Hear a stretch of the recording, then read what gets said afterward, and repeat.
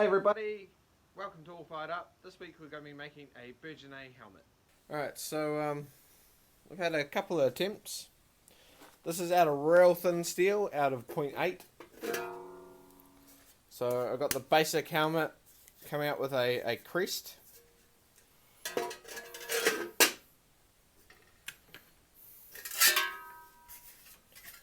So that was the second one I done. I'm liking the overall shape. We need some more work down here, but we're going to have a jaw plate coming off there like that somewhere. So I'm not too worried about the stuff down here, although I probably should be. So we're also going to have a bit of a reinforcement plate coming off the front there like that. So I'm not too worried about the front. Okay, it needs to have a little beak for the faceplate that we'll put onto it. They'll get bars coming up, so he wants 5 bars across here. They will basically act like a grill so that the sword won't go through it. So this pattern here is from a great bassinet, which is about 100 years before the Burgonet comes out. So basically all that happens is they get this fin here extends. So my figurine is, if I've got a pattern that works, let's put a fin on the top of the pattern.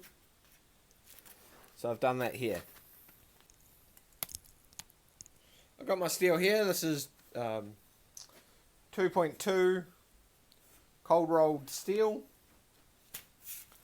So I'm going to put my pattern down,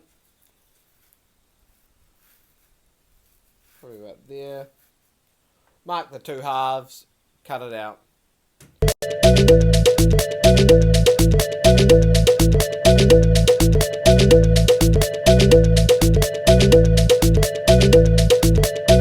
Our goal here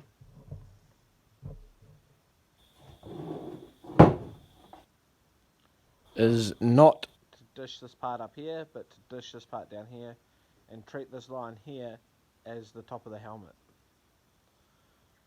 So we know from this part here we need to do up and down runs, and that will curl it that way and that way. So we want this part here to come and make a bit of an S curve, like I've done on this one. And we know we don't want to go too far along that ridge. So it gives us a nice basic outline. So we're going to go approximately, find the middle, do a circle, do a bigger circle,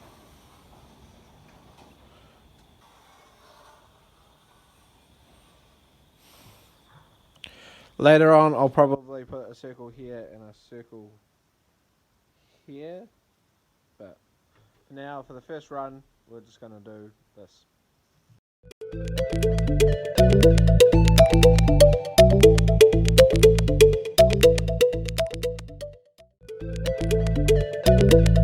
That's the step we're up to. It's got to get ugly before it gets pretty.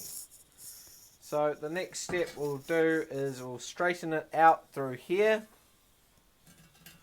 just on top of the stake.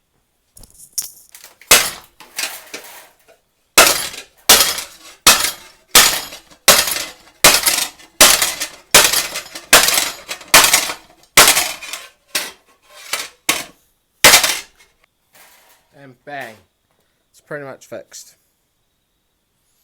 Alright, let's just do a quick comparison to the other one and see the problem that I've just spotted. Can you spot the problem? Yes, that's right, I've made 2 right sides of the helmet so far. Alright, now I have fixed my stuff up.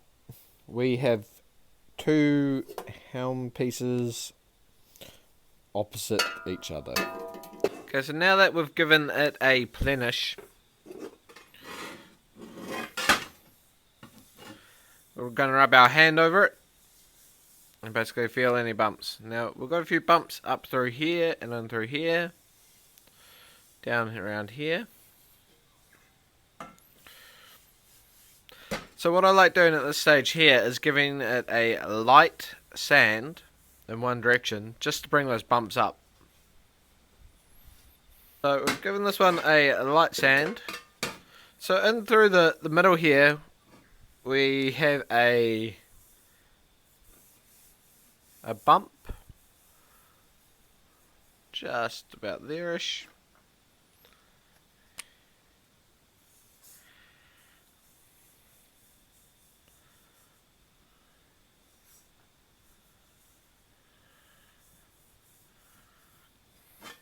Okay, we can see these ones here, so all of that.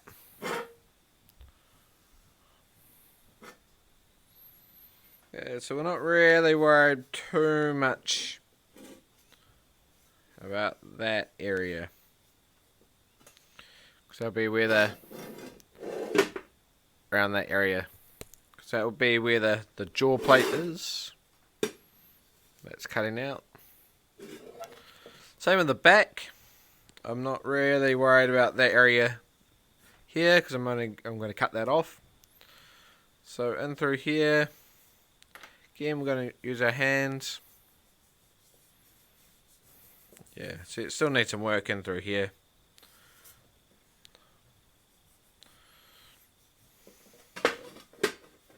We could just sit here and we could grind all those marks out.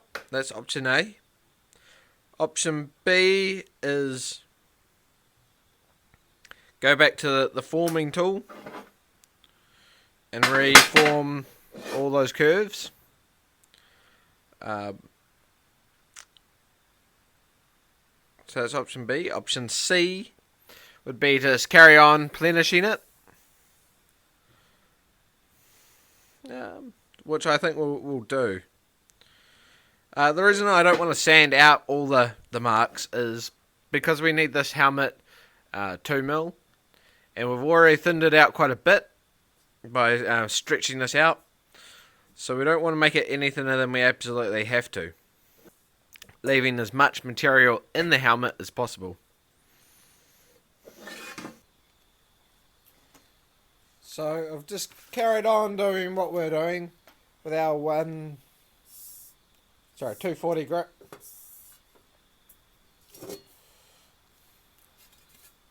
Still got the odd mark here and there, but for the most part it's as plenished as I need to get it. So the next thing I'm going to do on this helmet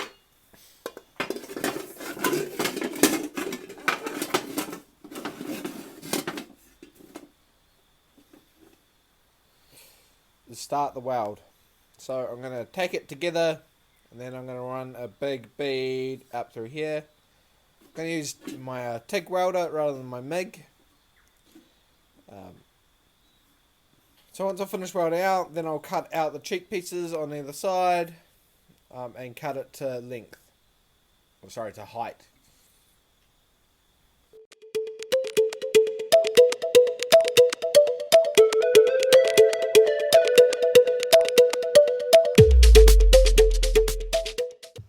Have the helmet welded up. So thank you for watching so far. Next week we'll have part 2, where we'll be doing the cheek pieces, the back tail, and the forehead guard. So thanks for watching, guys. Don't forget to like, subscribe, and all that stuff.